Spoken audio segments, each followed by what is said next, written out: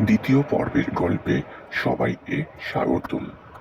তাই একদিন সকালে তখন রাধিকা নিজের মিষ্টির দোকান অর্থাৎ রাধিকা মিষ্টান্ন ভাণ্ডার দোকানে আসা কাস্টমারদেরকে একা হাতে সে মিষ্টি বিক্রি করছিল।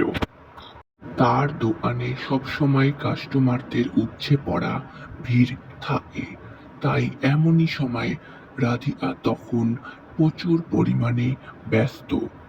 এক কাস্টমারকে মিষ্টি দিচ্ছে তো আরেক কাস্টমার মিষ্টি নেওয়ার জন্য চেঁচামেচি করলে রাধিকা তাদের শান্ত হতে বলে মিষ্টি প্যাক করে দেয়।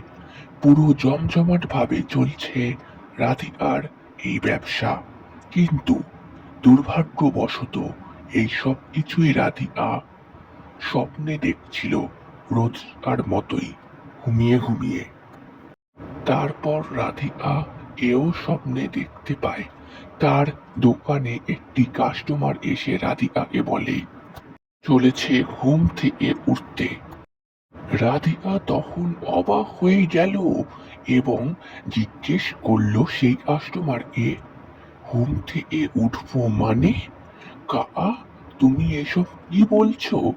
ইত্যাদি প্রশ্ন করলেও সেই লোকটি রাধিকার প্রশ্নের জবাব দেয় না, উল্টে রাধিকার মুখে জল ছেটায় এবং ঠিক তখনই রাধিকার স্বপ্ন ভেঙে ঘুম থেকে উঠে পড়ে। রাধিকা তখন দেখে তার মা লক্ষ্মী তার মুখে জলের ছিটা দিচ্ছিল ঘুম থেকে উঠছিল না বলে।